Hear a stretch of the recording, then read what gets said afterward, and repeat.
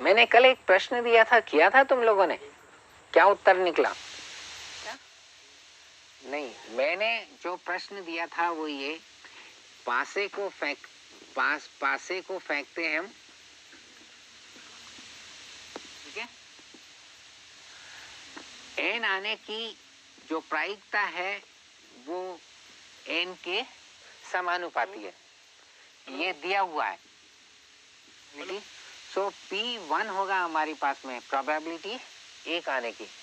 अब सरल घटनाएं अभी मैंने थोड़ी देर पहले जो उसे वैसे लिखना हो तो ये से लिखेंगे हम। इवन जो हमारी घटना है वो ये है, लेकिन इसे इस तरह यहाँ ये तो ठीक है, इसे इस तरह से लिखने की बजाय हम क्या करते हैं, ब्रैकेट जो हमारे पास में कर्ली ब्रैकेट्स है उसे इसे नहीं लिखते, सीधा ये लिख लेते हैं। ये घटना तब घटित होगी जब पासे को फेंकने पर एक मिलता है, यानी एक पासे पर एक आने की प्रायिकता हुई है। तो हम इसे इस प्रकार भी लिख लेते हैं, प्रोबेबिलिटी ऑफ 1, एक आने की प्रायिकता। ये ब्रैकेट लगाने की जरूरत, लेकिन हम प्रायिकता की बात नहीं करते, सिर्फ घटना की बात करते हैं। तो घटना में तो फिर ये पूरा लिखना होता है हमें, ठीक है। थोड़ा कंफ्यूजन नहीं होना चाहिए। अब जैसे अब एक आने की प्रायिकता यहां से देखेंगे तो लैम्डा थी, लैम्डा 2 आने की प्रायिकता 2 लैम्डा, और 6 आने की प्रायिकता 6 लैम्डा। चूंकि सरल ये जितनी भी हमारे पास में फंडामेंटल इवेंट्स हैं उनकी प्रोबेबिलिटी का टोटल 1 होता है, इसलिए ये lambda plus 2 lambda plus 6 lambda बराबर 1। लैम्डा कॉमन ब्रैकेट में आएगा, 1 प्लस 2 प्लस 3 प्लस 6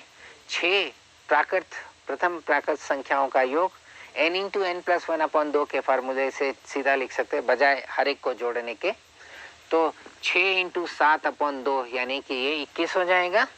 21 लैम्डा बराबर 1, लैम्डा बराबर 1/21। इसके बाद मेरा प्रश्न क्या था, ये तो हमें जो दे रखा है उसके अनुसार हमने निकाल लिया, यानी एक आने की प्रायिकता कितनी हो जाएगी 1/21, 2 आने की प्रायिकता 2/21। ये अगर पासा बायस्ड नहीं होता, अनबायस्ड होता, फेयर होता, ठीक है, तो 1 2 3 4 5 6 आने की प्रायिकता बराबर होती, सब 1/6 होती। अभी बायस्ड है इसलिए नहीं आया बराबर। पूछा क्या था सवाल, मैंने बताएंगे किसकी प्रायिकता पूछी थी? इसके बाद सम संख्या आने की हमने पूछा था, सम संख्या की प्रायिकता क्या होगी, है ना। सम का मतलब 2। अगर हम लिखना चाहेंगे तो घटना तो ये हो गई, ये तभी घटित होगी जब हमें 2 4 या 6 मिले पासा फेंकने पर। इसे अगर हम लिखना चाहें, ये तो ठीक है ऐसे लिख लिया, या ऐसे भी लिख सकते 2 या 4 या 6। या का मतलब यूनियन, ठीक है ना। तो ये घटना हमारी भाषा में लिखी हुई है, भाषा इस घटना का वर्णन हो गया 2 या 4 या 6, ठीक है। अब इसे 3 सरल घटनाओं का योग के रूप में लिख लें। तो 3 घटनाओं के योग के रूप में लिखेंगे तो 2, क्योंकि ये तीनों घटनाएं, मैं यहां से देख लो, एक घटना ये हो गई, दूसरी ये हो गई, तीसरी ये हो गई, ठीक। और तीनों युग्म रूप से परस्पर अपवर्जी है।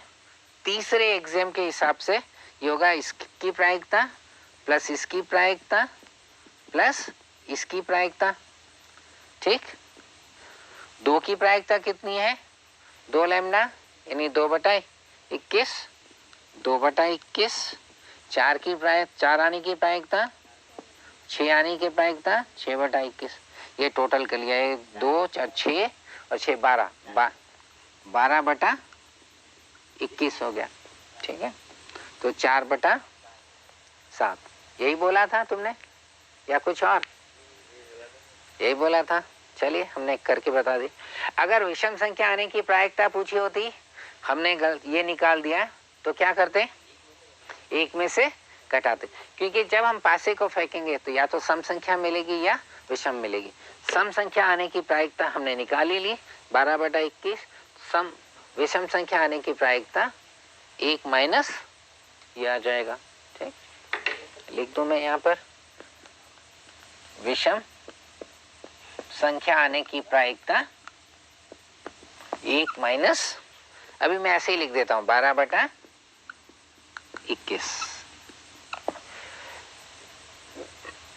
ठीक है, सो पिछली बार का हमारा प्रश्न हो गया। इसमें कोई मुझे बताएंगे? अब मैं आ रहा हूं 12th के क्वेश्चंस पर या 12th की थ्योरी में, जो 12th में प्रोबेबिलिटी में है।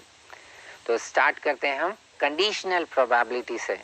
शर्त जिसमें होती है कि एक घटना घटित हो गई तो दूसरी घटना, एक घटना के घटित होने के बाद दूसरी घटना की घटित होने की क्या संभावना है, क्या प्रायिकता है। ठीक है, तो इसे इस प्रकार लिखेंगे हम।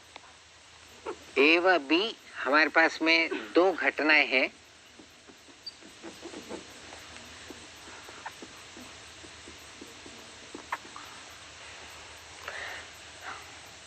जो हमने लिखा है ये प्रतिबंधी घटना,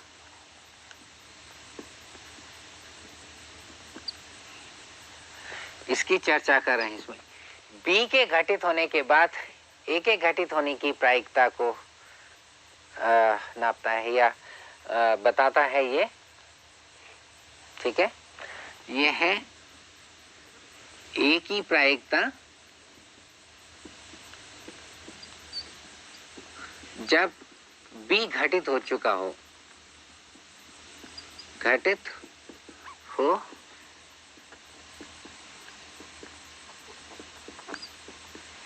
बी के घटित होने के बाद ए के घटित होने की क्या प्रायिकता होगी। ठीक, इसके लिए हमारे पास में रिजल्ट है, उस रिजल्ट को काम में ले लेते हैं।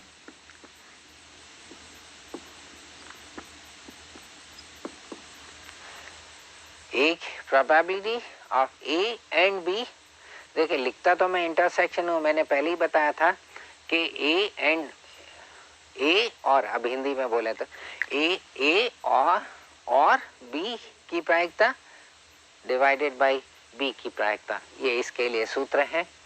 ठीक, कंडीशनल हो गए ना, प्रतिबंध हो गया, बी के घटित होने के बाद ए के घटित होने की संभावना को बताता है ये, तो ये प्रतिबंध बी के घटित होने के बाद है।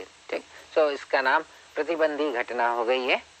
ठीक, अगर हम इस प्रकार लेते हैं तो बी, ए के घटित होने के बाद बी के घटित होने की संभावना इस सूत्र से लिखेंगे तो बी और ए डिवाइडेड बाय इसकी प्रोबेबिलिटी।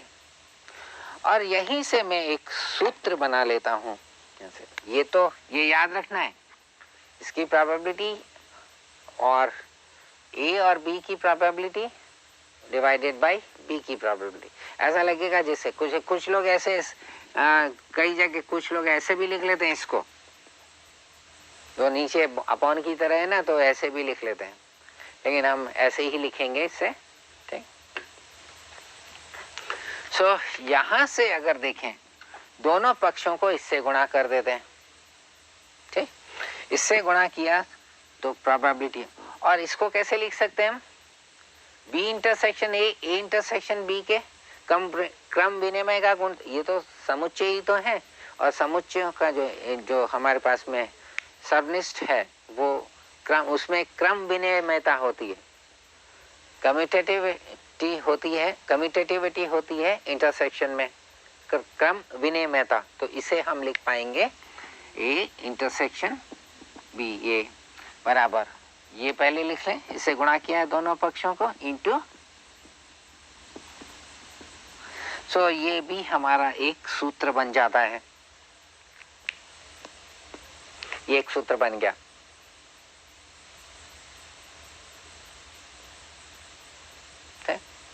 बहुत आसान है। इसमें ए और बी की प्रायिकता होगी ए की प्रायिकता इंटू बी की प्रायिकता जब ए घटित हो चुका हो। मैं इसी को एक्सटेंड भी कर लेता हूं, इसका विस्तार, इसी सूत्र का विस्तार भी करेंगे अब, ठीक है। इसका विस्तार अगर करें हम तो ए और बी और सी की प्रायिकता, हम इसको एक घटना मान लेते हैं, इसको एक घटना मान ले तो क्या लिखेंगे इसे, इसकी प्रायिकता इंटू इसकी प्रायिकता जब ये घटित हो चुका हो, इसे हमने एक घटना मान लिया।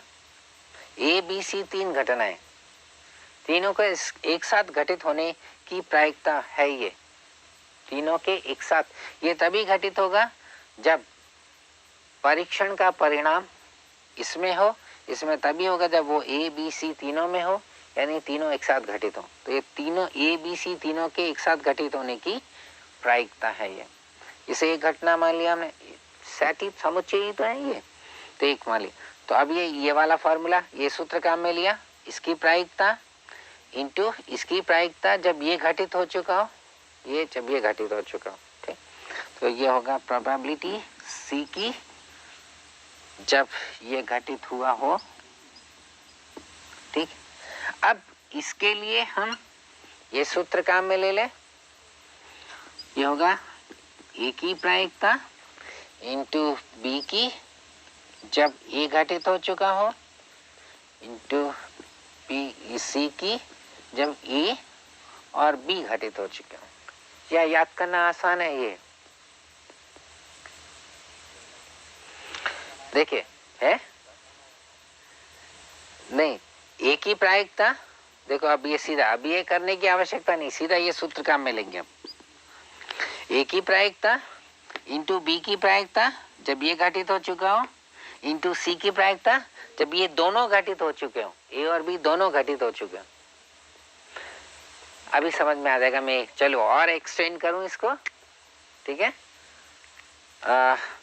प्रोबेबिलिटी A1 और A2 और A3 और A4, चलिए मैंने चार घटनाएं ले ली, A1 A2 A3 A4, इन चारों के एक साथ घटित होने की प्रायिकता क्या होगी। मैं सूत्र ही बना रहा हूँ, विस्तारी कर रहा हूँ इसमें। A1 की प्रायिकता होगी इंटू A2 की जब ये घटित हो चुका हो, A2 की जब ये घटित हो चुका हो इंटू इसकी प्रायिकता जब ये दोनों घटित हो चुके हो, A3 की जब A1 और A2 दोनों घटित हो चुके हो, स्लैश करके लिखा, इंटू A4 की प्रायिकता जब ये तीनों घटित हो चुके हो, ठीक है, इंटू A4 की प्रायिकता जब A1 A2 और A3 ये और लगाना है इंटरसेक्शन में। मैं हिंदी का और बोल रहा हूँ, अंग्रेजी का और नहीं ना। तो इसी तरह से बढ़ता जाएगा। खैर हमारा काम तो यहाँ के बियॉन्ड जाने की आवश्यकता नहीं है, ये तो मैंने सिर्फ ताकि अच्छी तरह से याद हो जाए कि हम लोग किस तरह से लिखेंगे इसे। ये प्रायिकता का गुणन का नियम हुआ, क्योंकि ए और बी दोनों के एक साथ घटित होने की प्रायिकता दो प्रायिकताओं का गुणनफल के रूप में लिखा है। तो ये प्रायिकता का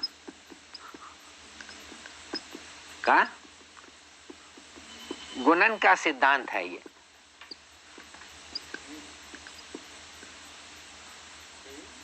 ठीक है, गुणन का सिद्धांत।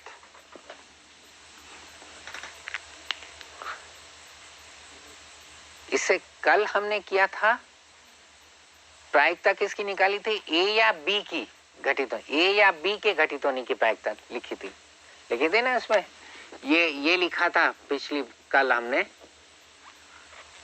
और ये योग के रूप में था। तो प्रायिकता का योग का सिद्धांत है ये जो सूत्र है वो प्रायिकता के योग का सिद्धांत।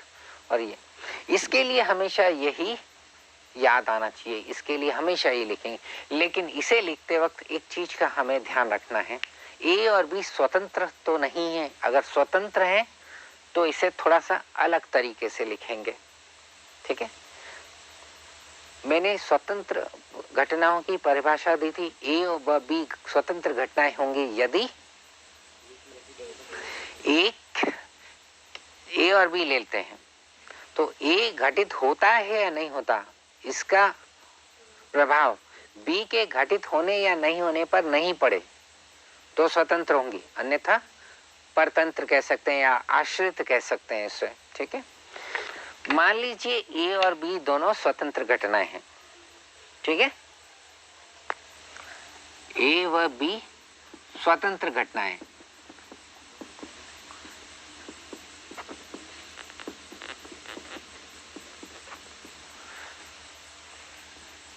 तो ए के घटित होने की प्रायिकता जब बी घटित हो चुका हो क्या होनी चाहिए? ए के घटित होने की प्रायिकता जब बी घटित हो चुका हो, जब ये घटित हो चुका हो तो इसके घटने की प्रायिकता हो गई है। चूंकि स्वतंत्र है इसलिए बी के घटित होने या नहीं होने पर ए के घटित होने या नहीं होने पर प्रभाव नहीं पड़ना चाहिए। तो ये प्रायिकता वही होनी चाहिए जो ए की प्रायिकता है, क्यों? ठीक है ना।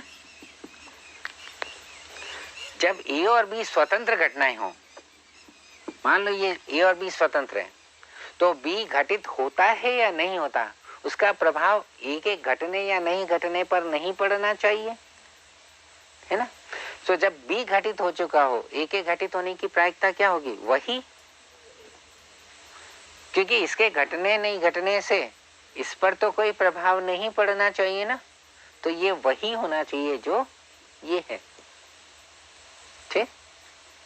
इसी प्रकार बी की प्रायिकता जब ए घटित हो चुका हो,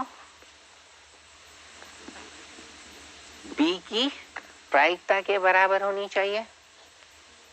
स्वतंत्र है तो ये ध्यान रखिए, अगर स्वतंत्र नहीं है तो ये इसके बराबर नहीं आएगा या ये इसके बराबर नहीं आएगा। अगर स्वतंत्र नहीं है, स्वतंत्र हो तभी ये इसके बराबर होगा। तो एक सूत्र हमारे पास में ये था, स्वतंत्र घटनाओं के लिए क्या सूत्र बन जाता है फिर ये? स्वतंत्र घटनाओं के लिए ये सूत्र क्या बनेगा? प्रोबेबिलिटी ए व बी की, इसे क्या लिख पाएंगे हम? बी की प्रायिकता, बी की प्रोबेबिलिटी, क्योंकि ये इसके बराबर ही है, ठीक। ज्यादातर जगह ये काम में आता है, लेकिन लिखना इसके लिए यही है। इसे लिखते वक्त सोच लीजिएगा ए और बी स्वतंत्र है या नहीं। समझ में आता है स्वतंत्र है तो इसकी जगह ये लिख लीजिएगा, नहीं तो ऐसा ही रहने दीजिएगा। अगर दो घटनाओं को देखना है कि वो स्वतंत्र है या नहीं, ये कैलकुलेट करो, ये करो, ये करो, ये संतुष्ट हो जाता। ये गुणनफल अगर इसके बराबर आता है तो ए व बी स्वतंत्र घटनाएं होंगी, अन्यथा नहीं होंगी। तो स्वतंत्र घटनाओं को देखना हो तो यही एक तरीका है हमारे पास में। कभी कभी तो समझ में आता है हमारे कि ये घटनाएं स्वतंत्र हैं या नहीं बिना इस कैलकुलेशन के, क्योंकि अभी देखा ना ये घटित होता है या नहीं और बी पर प्रभाव नहीं पड़ेगा तो सीधा कह दिया हमने, ठीक है। लेकिन कई बार हमें नहीं पता चलता तो हमें इसी को देखना होता है, ठीक है। चलिए इस पे कुछ उदाहरण ले लें हम।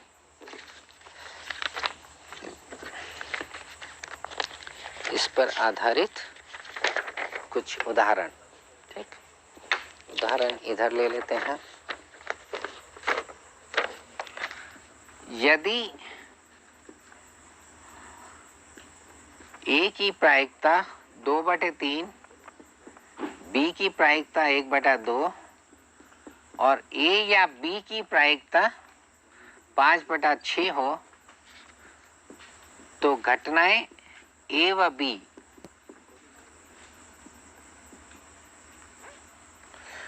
परस्पर अपवर्जी स्वतंत्र व परस्पर, मतलब स्वतंत्र, और इस तरह से जो ऑप्शन है हमारे पास में स्वतंत्र, परस्पर अपवर्जी,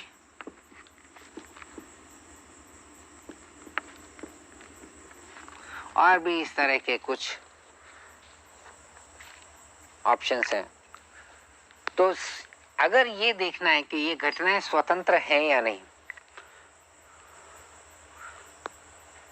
परस्पर अपवर्जी पर मैं अभी वापस आऊंगा, पहले ये देख लें स्वतंत्र है या नहीं, इस बात को पहले चेक कर लेते हैं। ए की प्रायिकता हमें दे रखी है, बी की दे रखी है, और हमें क्या देखना होगा, यहां पर देखें ए और बी अगर स्वतंत्र घटनाएं हैं तो ये इसके बराबर होना चाहिए। ये दोनों हमें पता है, इसे निकाल लेते हैं, देखते हैं ये इसके बराबर, इस गुणनफल के बराबर आता है या नहीं। ठीक है, तो चलिए यहाँ पर ये जो चीज दे रखी है उसे ही काम में ले, 5/6 इम्प्लाइज, इसके लिए सूत्र ए की प्रायिकता प्लस बी की माइनस ए व बी की प्रायिकता बराबर 5/6। ए की प्रायिकता 2/3, बी की है 1/2, माइनस यहां से हम ये निकाल लेंगे ए व बी की प्रायिकता 5/6, ये दाईं तरफ ले गए, लिख हम बाईं तरफ रहे, इसे दाईं तरफ ले गए, लिखा बाईं तरफ है इसे, और ये बाईं तरफ आएगा, 2/3 प्लस 1/2, ये बाईं तरफ आएगा तो माइनस 5/6, लिखा दाईं तरफ है ये। इसे हल कर लें, कितना आएगा, एलसीएम 6 आ गया, ये होगा 4 प्लस 3 माइनस 5 2/6, यानी 1/3। पीए इंटू पीबी क्या आता है, पीए इंटू पीबी, इन दोनों का गुणनफल क्या आएगा, 2/3 इंटू 1/2, यानी 1/3, 1/3 आएगा। तो ये बराबर है ए और बी की प्रायिकता के गुणनफल के। सो ये इसके बराबर, अतः ए व बी किस प्रकार की घटना हुई, स्वतंत्र। अब यहाँ घटनाओं की जो वर्णन नहीं दे रखा है, प्रायिकता दे रखी थी सिर्फ, इसलिए स्वतंत्र है या नहीं इसे देखना हो तो हमने ये देखा इसे, ये अगर इसके बराबर नहीं आता तो ए व बी स्वतंत्र घटनाएं नहीं होती। ठीक है ना, अगर ये इसके बराबर नहीं आता तो ए व बी स्वतंत्र घटनाएं नहीं होती, आ गया इसलिए स्वतंत्र घटनाएं। ठीक,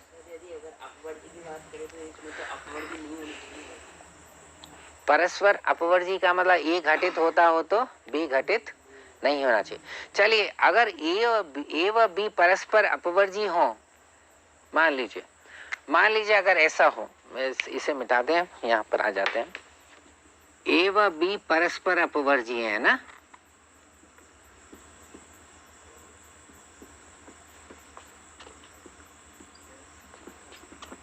घटनाएं हो तो क्या लिखेंगे, ए इंटरसेक्शन एक साथ घटित नहीं हो सकती, दोनों घटनाएं एक साथ घटित नहीं हो सकती, तो इसकी ये क्या आएगी प्रायिकता, ए और बी, ए और बी की प्रायिकता क्या होगी,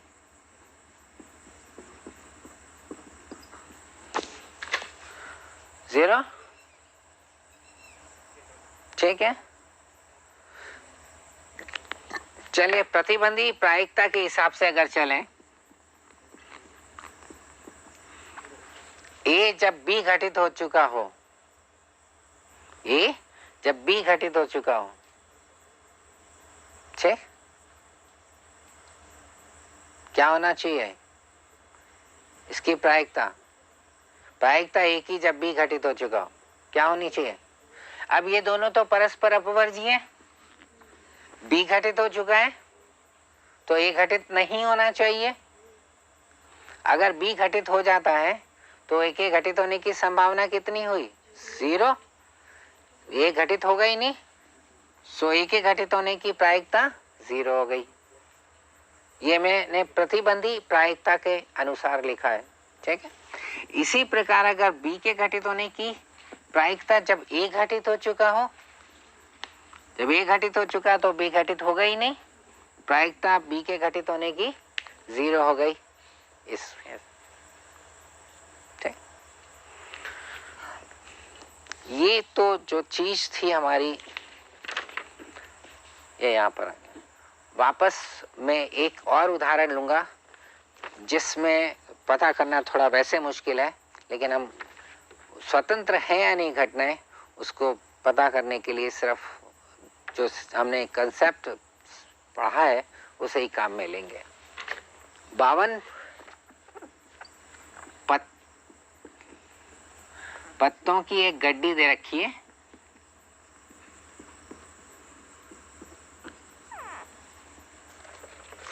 एक पत्ता निकाला जाता है, सिर्फ एक पत्ता निकाला जाएगा।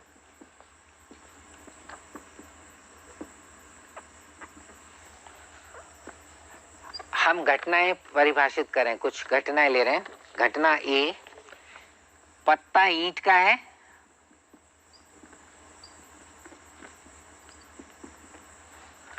बी घटना है पत्ता इक्का है। ए घटना ईंट का पत्ता होने की, बी घटना पत्ते के इक्का होने की। ये दो घटनाएं, पत्ता हमने एक ही निकाला है, ठीक है, घटनाएं इसके साथ संबंधित है। अब ये जो दो घटनाएं हमने लिखी हैं वो स्वतंत्र है या नहीं इसे देखना है। ये तो समझ में आएगा नहीं। ए घटित हो जाता है तो क्या बी घटित होगा या नहीं होगा? हो भी सकता है, नहीं भी हो सकता है। ईंट का पत्ता निकला, इक्का तो हो ही सकता है। वो परस्पर अपवर्जी नहीं है। ये अगर ए घटित होता है तो बी घटित हो सकता है, क्योंकि जो ईंट का पत्ता निकला है उसमें इक्का हुआ ईंट का, तो बी तो घटित हो सकता है। अगर बी घटित होता है तो ए घटित हो सकता है, ठीक है ना। वो अब ये परस्पर अपवर्जी तो नहीं है, ये तो पक्का है यहाँ पर, ठीक है। ये घटनाएं परस्पर अपवर्जी नहीं है,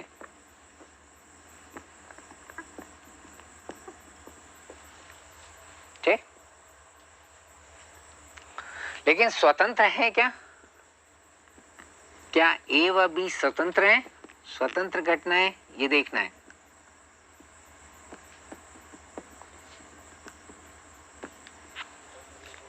क्या करेंगे हम?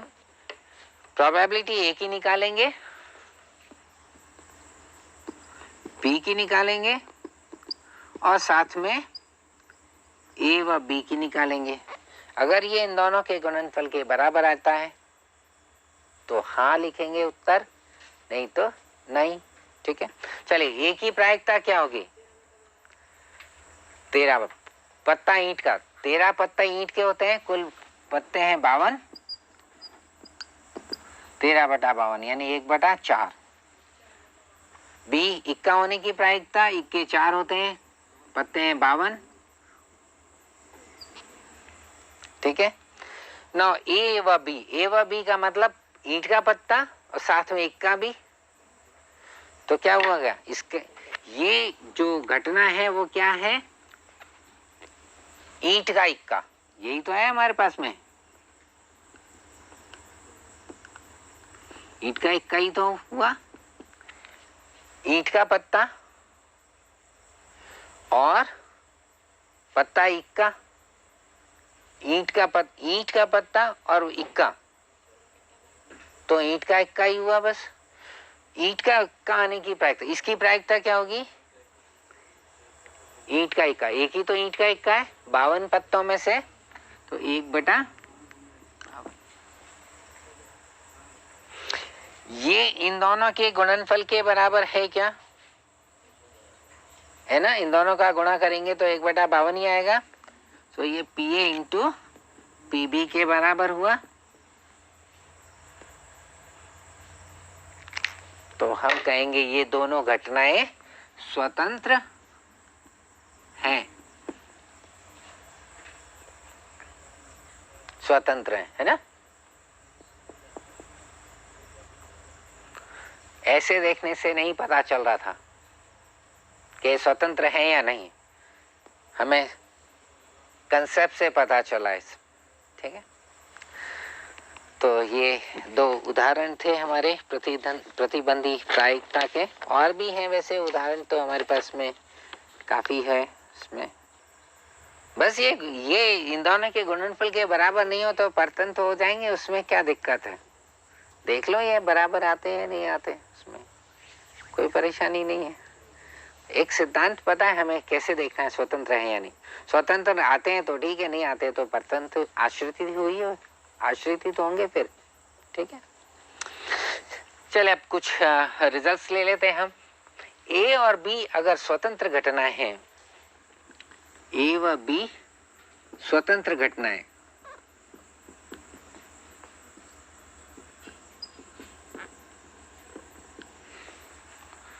तो एक रिजल्ट है ए और बी, ए व बी के पूरक घटनाएं, ए व बी की पूरक घटनाएं, कॉम्प्लीमेंट। अगर कुछ लोग अगर नहीं आए हों पहले तो मैं बता दूं, ये ए का पूरक घटना हो गई, बी की पूरक घटना, जो हम इस प्रकार लिख रहे हैं, इस प्रकार भी एग्जाम में मिलते हैं इसमें, ठीक है। ए और बी स्वतंत्र घटनाएं होंगी। मैं इसको अब मिटा देते हैं, मैं सीधा यही लिख लेता हूँ, ए बार व बी स्वतंत्र घटनाएं होंगी, इनकी पूरक। दूसरा, ए बार व बी स्वतंत्र घटनाएं होंगी। तीसरा, ए व बी बार भी स्वतंत्र घटनाएं होंगी। ये रिजल्ट है, ध्यान रखिएगा इससे। इसमें से एक रिजल्ट को मैं सिद्ध कर देता हूं, ये वाले को, इसको। दूसरे भी इसी प्रकार हम लोग सिद्ध करेंगे।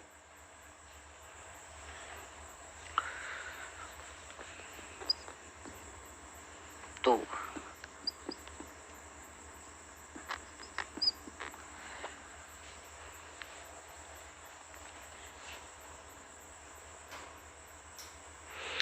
ये दोनों स्वतंत्र घटनाएं, इसे सिद्ध करना हो तो क्या करना होगा? मैं ये किसके बराबर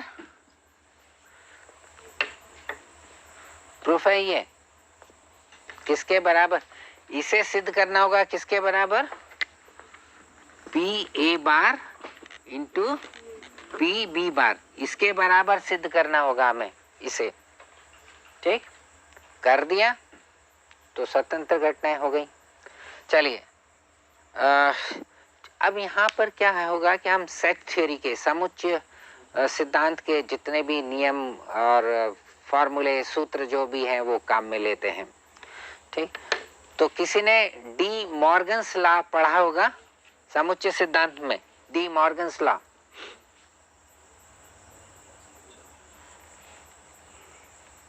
D Morgan's law, the Morgan law, अगर मैं हिंदी में वैसे ही बोलूं तो द बोलते हैं उसको।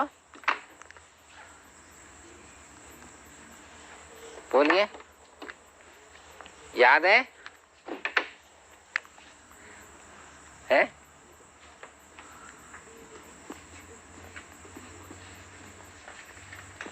द मॉर्गन का नियम, ए व बी दो समुच्चय, अब मैं समुच्चय की बात कर रहा हूं, तो उनका कॉम्प्लीमेंट, उनका पूरक, ए व बी का पूरक, ए का होगा ए का पूरक यूनियन बी का पूरक, और ए यूनियन बी का पूरक होगा ए का पूरक इंटरसेक्शन बी का पूरक। ठीक है, याद आया? ये कुछ ऐसा नियम है।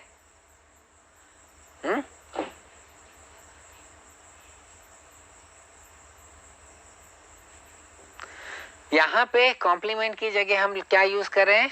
बार। तो द मॉर्गन नियम के हिसाब से, डी मॉर्गन्स लॉ के हिसाब से होगा, इंग्लिश में ये होगा डी मॉर्गन्स लॉ। ठीक, सो ये किसके बराबर होना चाहिए? ए यूनियन, ये याद रख लो, यूनियन बदल गया इंटरसेक्शन, उलट गया, ये समझ लो। यूनियन इंटरसेक्शन, इंटरसेक्शन यूनियन में बदला है, यूनियन इंटरसेक्शन में बदला, अगर वैसे ही याद करना हो। ठीक है, फ्लिप कर लिया सर। ठीक, तो ये इस प्रकार लिख लिया। ठीक, तो ये है प्रायिकता A union, not A union B की, ए यूनियन बी नहीं। हमने एक फॉर्मूला शुरू में पढ़ा था, ए बार की प्रायिकता होती है 1 माइनस ए की प्रायिकता। तो ये सूत्र काम में ले लें यहाँ पर, 1 माइनस प्रोबेबिलिटी किसकी? ए यूनियन बी की। इसके लिए सूत्र पता है हमें,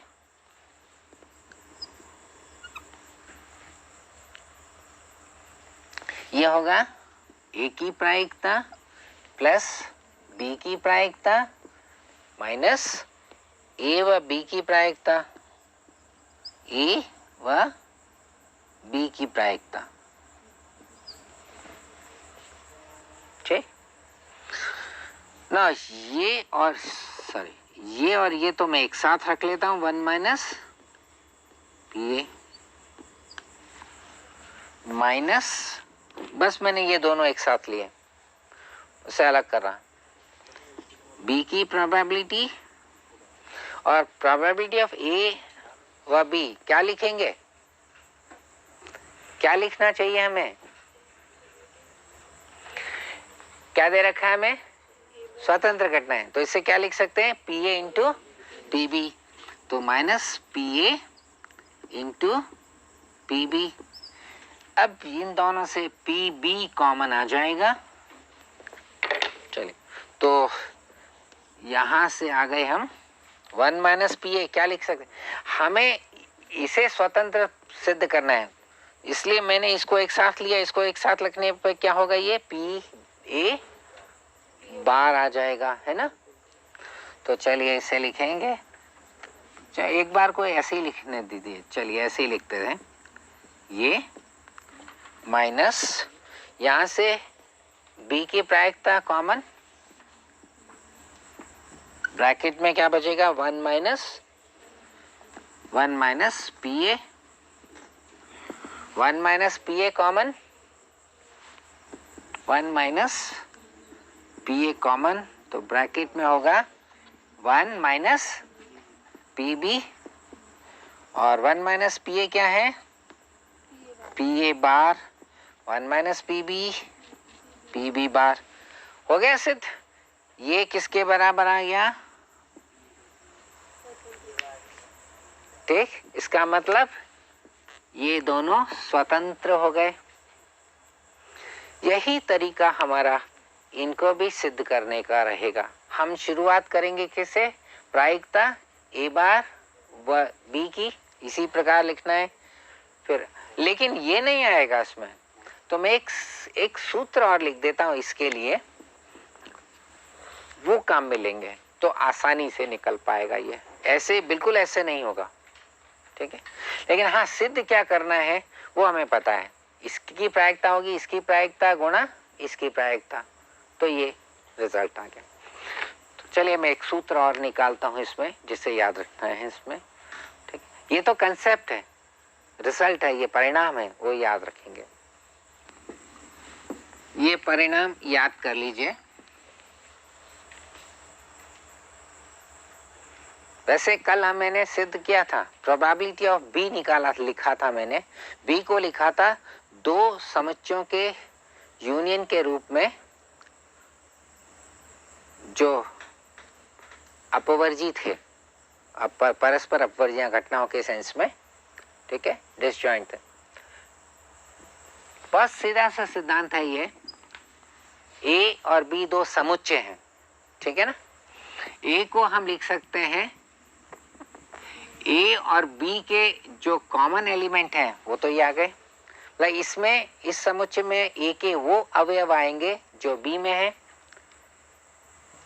ठीक, और जो बी में नहीं है, ए के अवयव जो बी में नहीं है, मैं अब यहाँ पे पूरक के सेंस में लिखूंगा। जब प्रोबेबिलिटी लिखा तो बार कि वहां बार ही यूज करते हैं, ठीक। इसमें ए के वो अवयव जो बी में है, इसमें ए के वो अवयव जो बी में नहीं है, और दोनों का यूनियन क्या होगा, ए के बराबर ही होगा। ए के अवयव या बी में होंगे या नहीं होंगे, जो है वो यहाँ आ गए, जो नहीं है वो यहाँ आ गए, यूनियन का ए के बराबर, चूंकि ये है। अब हम अगर लें तो प्रोबेबिलिटी ए की होगी, क्योंकि ये परस्पर अपवर्जी हैं। अब घटनाएं ले लें, ये परस्पर अपवर्जी हैं, तो तीसरे एग्जाम के हिसाब से इसकी प्रोबेबिलिटी प्लस इसकी प्रोबेबिलिटी, ठीक। तो मैं बार काम में ले लूं इसमें, ठीक। ये क्या आया, यहां से देखो, पी ए माइनस, यही लिखा है मैंने ऊपर। अब इसे याद कैसे करेंगे, बहुत आसान है ये याद करना। Probability of A intersection B bar होगा इसकी प्रोबेबिलिटी माइनस प्रोबेबिलिटी इसकी इंटरसेक्शन इसका जो कॉम्प्लीमेंट होगा। कॉम्प्लीमेंट का कॉम्प्लीमेंट क्या होता है, वही आएगा। तो ए इंटरसेक्शन इसका कॉम्प्लीमेंट, बहुत सिंपल है ये, ठीक है। तो ये सूत्र, चलिए अब मैंने तो कर ही दिया, अब कर बचा क्या। अब इसे लिखेंगे तो कैसे, ए और बी अपवर्ज वो ये जो है स्वतंत्र है, तो इसे P A into P B लिखेंगे। पी ए कॉमन आ जाएगा, 1 minus P B, 1 minus P B को पी बी बार लिखेंगे, आ गया, ए बार और बी बार स्वतंत्र आ गए, ठीक है। तो ये काम है, ये कंपटीशन के हिसाब से भी काफी काम का सूत्र है वो। सो हमने स्वतंत्र घटनाएं ले ली इसमें।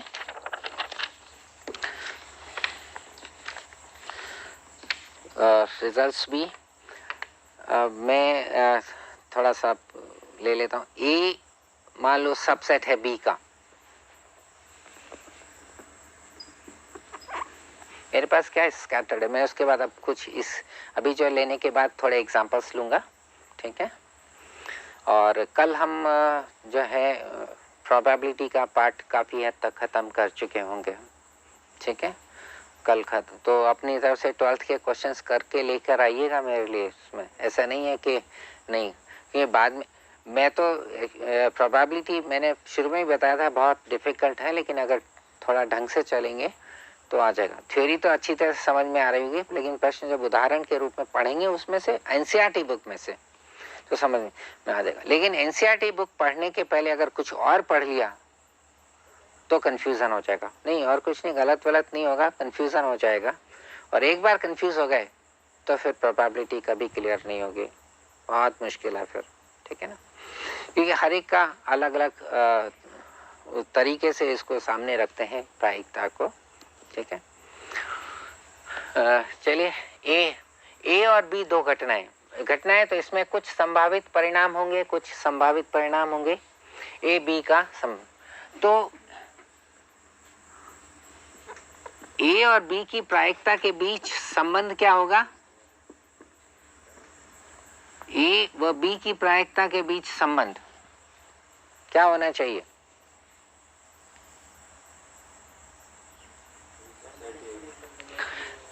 चलिए, अगर उस सूत्र को मान लीजिए जो हमने पढ़ा है प्रोबेबिलिटी ऑफ ए के लिए, मैं इसको समझाने के लिए नहीं लिखा, मैं सिर्फ एक अभी समझ के हाँ एकदम से उत्तर दे पाए। के बाई एल तो लिखते हैं इसमें, ए को ए के अनुकूल स्थितियां कुल स्थितियां, ए के अनुकूल स्थितियां कुल स्थितियां, ठीक है। अब चूंकि ए बी का उपसमुच्चय है, तो बी में जो स्थितियां ए के अनुकूल हैं वो बी के अनुकूल तो होंगी ही होंगी। जो स्थितियां ए के अनुकूल है, चलिए मैं यहां से ले लेते हैं, ऐसा थोड़ा दिमाग पे जोर ज्यादा पड़ रहा है तो ऐसे ले लिया। एक मैंने लिया 1 2 3 और बी ले लिया 1 2 3 6। ए बी का उपसमुच्चय है समुच्चय के हिसाब से ना। ए की प्रायिकता ज्यादा होगी कि बी की प्रायिकता ज्यादा होगी? बी की ज्यादा होगी, ए की कम। ठीक है, अगर मैं यही रखता हूं तो ए बी का उपसमुच्चय तो है, लेकिन ए और बी दोनों की प्रायिकता बराबर। तो अगर ए बी का उपसमुच्चय है तो ए की प्रायिकता बी की प्रायिकता से कम या उसके बराबर। ये यहां से तो नजर आ ही रहा है। वैसे भी देख लो कि जो स्थितियां ए के अनुकूल हैं वो बी के अनुकूल भी हैं, लेकिन बी के अनुकूल जो स्थितियां हैं उसके अलावा भी कुछ स्थितियां ऐसी हैं जो बी के अनुकूल हैं लेकिन ए के अनुकूल नहीं है। तो बी की प्रायिकता ज्यादा होगी, बी के घटित होने की संभावनाएं ज्यादा हैं, क्योंकि ज्यादा स्थितियां बी को फेवर करती हैं। कुल 6 स्थितियां हैं हमारे पास में से, जिसमें से 4 इसको फेवर करती हैं, 3 इसको करती हैं। तो इसको 3 फेवर करती है तो ए के घटित होने की चांसेस तो कम है ना बी से। ठीक है, ऐसा नहीं है कि मैं इसमें अलग डाल दूं इसमें अलग डाल दूं। स्थितियां भले 3-4 नंबर में ज्यादा कम हो, लेकिन प्रोबेबिलिटी स्थितियां कम होने पर भी ज्यादा हो सकती है बशर्ते की। लेकिन इसमें जो स्थिति इसको के अनुकूल है वो इसके अलावा हो। ठीक है, और वो डाइस जो है हमारे पासा जो है वो फेयर नहीं हो। ठीक है, फेयर नहीं हो तो स्थितियां कम होने पर भी प्रायिकता ज्यादा आ सकती है, वो एक अलग चीज है। लेकिन अगर सभी सरल घटनाएं समसंभावी हों तो ऐसा ही कुछ रिजल्ट होगा। ए के अनुकूल स्थितियां कम हो बी के कंपैरिजन में तो बी की प्रायिकता ए की के अनुकूल स्थितियां कम हो बी के कंपैरिजन में तो ए की प्रायिकता बी की प्रायिकता से कम होगी। और वैसे ही ऐसा हो तो चाहे कैसी भी स्थितियां हो सरल घटनाओं के लिए, समसंभावी हो या ना हो, ये रिजल्ट ये परिणाम तो रहेगा ही। क्योंकि जो संभावना जो स्थिति ए के अनुकूल है वही बी के भी है, लेकिन बी में और भी स्थितियां हैं जो बी के अनुकूल है, इसलिए इसकी प्रायिकता इससे ज्यादा होगी। ज्यादा केसेस इसको फेवर करते हैं ना, कम इसको कर रहे हैं। तो हम ये कह सकते हैं बी के संभावनाएं कम से कम उतनी तो हैं जितनी ए की है। इसका ये मतलब हो गया कभी कभी बी की संभावना घटित होने की से संबंधित है। संभावना कम से कम उतनी तो है जितनी कि ए की है।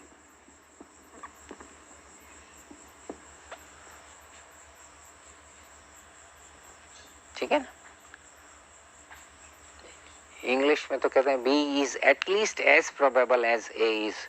बी कम से कम बी की संभावना कम से कम उतनी तो होगी जितनी की ए की है।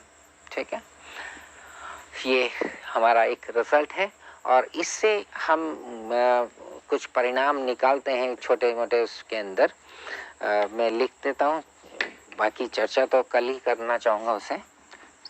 जैसे ए इंटरसेक्शन बी, ए का उपसमुच्चय होता है। अगर भाषा में पढ़ना हो तो कहेंगे ए को बी की उपघटना कहेंगे। ये दोनों घटनाएं हैं ए बी की उपघटना है। अब यहाँ पे उपसमुच्चय कहने की बजाय उपघटना कहेंगे उसे। ठीक है ना, ए बी की उपघटना है तो ए की प्रायिकता बी की प्रायिकता से कम या बराबर। चलो, ए इंटरसेक्शन बी का उपसमुच्चय होगा कि नहीं होगा? ये इन दोनों में, इसमें तो इन दोनों के कॉमन एलिमेंट है। कॉमन में तो ए से कम भी हो सकते हैं ना, इसके सारे अवयव इसमें होंगे। ठीक है, चूंकि ये है इसलिए ए व बी की प्रायिकता ए की प्रायिकता से कम या बराबर। इसी प्रकार हम क्या लिख सकते हैं,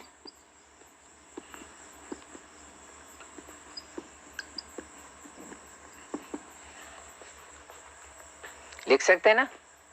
अब ये ए की प्रायिकता से कम या बराबर, बी की प्रायिकता से कम या बराबर, इन दोनों रिजल्ट को अगर एक साथ मिलाना चाहें तो कैसे मिलाएंगे? इनको मिलाना चाहते हैं हम। चलिए मैं यहां पर करके बता देता हूं। ये पी ए ले लेते हैं, ये बराबर भी हो सकते हैं, एक पी ए एक पी बी है, जरूरी नहीं है ये कुछ भी। और ये हमारा है, ठीक, ये दोनों बराबर हो सकते हैं, ये दोनों बराबर हो सकते हैं, ये तीनों बराबर हो सकते हैं, वो एक अलग चीज। तो ये इससे भी छोटा है, नजर आ रहा है वास्तविक रेखा पर। इन दोनों में से जो छोटा है उससे छोटा है ना ये, तो इन दोनों को मिलाकर अगर हम लिखना चाहेंगे तो ऐसे लिखेंगे, ए व बी की प्रायिकता लेस देन इक्वल टू इन दोनों में से छोटा, मतलब मिनिमम, न्यूनतम, मिनिमम लिख रहे हैं हम इसमें, इन दोनों में से जो छोटा है उससे छोटा या उसके बराबर, ये दोनों मिल गए। हिंदी में शायद लिखना चाहे तो न्यूनतम लिख लीजिए, न्यूनतम। ये समुच्चय, इस समुच्चय में जितने भी अवयव हैं उनमें न्यूनतम, इनमें न्यूनतम, और इनमें न्यूनतम मतलब इन दोनों में से जो न्यूनतम है, या दो, ये वाला चीज, ये इससे छोटा या बराबर, मैंने वास्तविक रेखा पर ये जो है इसके बाईं तरफ लिखा है, ये इससे छोटा है बराबर, वास्तविक रेखा पर मैंने ये इनमें से, तो मैंने यहाँ पे मार्क नहीं, ये एक काम करते हैं यूं लिख लेते हैं, ये जो चीज है ना हमारी, ये दोनों बराबर हो सकते हैं, ये दोनों बराबर हो सकते हैं, मैं ये बता, ठीक है, लेकिन ये इसके दाईं तरफ नहीं जाएगा, ये इसके दाईं तरफ नहीं जाएगा, ये निश्चित है। इन दोनों के बीच में भी नहीं होगा, होना बाईं तरफ चाहिए, क्योंकि ये इन दोनों से छोटा है, या बराबर हो, तो बराबर वाली स्थिति मैंने नहीं बताई यहाँ पर, ठीक है। तो इन दोनों में से जो न्यूनतम होगा उससे तो छोटा ही है नहीं है, इन दोनों में से जो न्यूनतम है उससे छोटा है नहीं है, वही चीज लिखी है, ठीक है।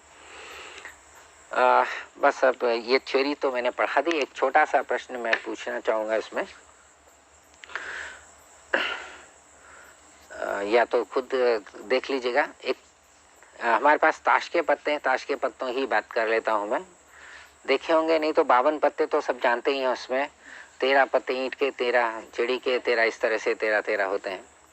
और हमारे सामने जैसे 4 स्टूडेंट्स बैठे हुए हैं, 4 स्टूडेंट्स बैठे हैं, हमने 4 विद्यार्थी, और एक पहले विद्यार्थी को हमने कहा कि एक पत्ता उसमें से खींच लो, उसने खींच लिया, आपने उसको कहा कि दिखाना मत, अपने पास रखो, किसी को बताना नहीं है। फिर दूसरे विद्यार्थी को एक पत्ता खींचने को कहा, तीसरे को कहा, चौथे को कहा, चारों ने एक पत्ता खींच लिया, अपने पास रख लिया। अब मैं एक प्रश्न पूछता हूँ कि चौथे विद्यार्थी के पास, या चलो 4 हटा देते, अपने पास 2 ही विद्यार्थी ले लेते हैं, जो 4 में थोड़ी दिक्कत हो जाएगी लोगों को, तो 2 ही विद्यार्थी हैं, ए और बी। ए को हमने पत्ता खींचने को कहा, उसने खींच लिया, अपने पास रख लिया, बी ने फिर खींचा, जो 51 बचेंगे उसी में से खींचेगा वो, उसे नहीं पता कि क्या है, किसी को नहीं पता। अब प्रश्न हम करते हैं कि जो दूसरा विद्यार्थी ने पत्ता खींचा था उसे इक्का मिला हो, उसकी क्या प्रायिकता होगी? दूसरे विद्यार्थी ने जो पत्ता खींचा है वो इक्का हो, उसकी क्या प्रायिकता होगी? चलिए अब प्रश्न करते हैं, पहले विद्यार्थी को ने इक्का खींचा, उसकी प्रायिकता क्या होगी? वो तो सब बता देंगे, क्योंकि 52 पत्ते थे, 4 इक्के हैं उसके अंदर, सभी पत्तों के खींचे जाने की प्रायिकता बराबर ही है, संभावनाएं बराबर है, इसलिए इक्का आने के, जो पहले इस विद्यार्थी ने जो पत्ता खींचा है, एक खींचेंगे, 4 इक्के 13, 52 पत्ते, तो 4/52 इक्का खींचने की प्रायिकता गई। चलिए अब जब दूसरा विद्यार्थी पत्ता खींचता है, उसको इक्का मिले, उसकी क्या प्रायिकता है? 4/51। पहले वाले ने इक्का खींच लिया हो तो 4, फिर तो 3/51 होगी। लेकिन अगर पहले वाले ने इक्का नहीं खींचा हो तो ये तो तुम लोग प्रतिबंधी प्रायिकता की बात कर रहे हैं कि पहले विद्यार्थी ने इक्का खींचा हो तो दूसरे को दूसरा इक्का खींचे, उसकी प्रायिकता 3/51। ये तो प्रतिबंधी प्रायिकता हुई ना दूसरी। हम तो उसकी बात ही नहीं कर रहे। ये केसेस भी बनते हैं इसमें, लेकिन बहुत सीधा सा सिद्धांत, जो फॉर्मूला हमने K/N का पढ़ा है, मैं उसे ही काम में लूंगा। कोई भी घटना है, उसके घटित होने की प्रायिकता ये है, इसके अनुकूल स्थितियां, कुल स्थितियां, इस तरह से। ठीक है, total number of cases, favourable cases, अनुकूल स्थितियां, फेवरेबल केसेस, टोटल केसेस। पहले स्टूडेंट ने पत्ता खींचा, कौन सा पता नहीं, इक्का उसके पास हो भी सकता है, नहीं भी हो सकता है। मैं हालांकि सूत्र द्वारा कल सिद्ध करूंगा ये वापस, लेकिन बिल्कुल ये इसे काम में ले रहा हूं इस वक्त। अब दूसरा भी जब पत्ता खींचता है तो ये यादृच्छिक रूप में ही तो खींच रहे हैं पत्ते ये सब। ठीक है, इसे ये मान लो कि हम पहला पत्ता खींच रहे हैं, दूसरा पत्ता खींच रहे हैं। अब जब हम दूसरा पत्ता खींचते हैं तो कोई भी पत्ता दूसरे पत्ते की तरह हमारे पास में आ सकता है। देखिए, कुल मिलाकर 52 पत्ते हैं उसके अंदर। जब हम पत्ते एक एक करके खींच रहे हैं तो कोई सा भी पत्ता जो 52 हमें दे रखे हैं दूसरे पत्ते के रूप में खींचा जा सकता है। कोई सा भी पत्ता दूसरे पत्ते के रूप में खींचा जा सकता है या नहीं खींचा? समान रूप से, संभावनाएं तो बराबर है ना सबकी। ठीक है, 4 इक्के हैं, कुल पत्ते 52, 4/52 प्रायिकता होगी उसके। थोड़ा सोचिएगा घर जाके, कल फिर चर्चा करेंगे इसके बाद।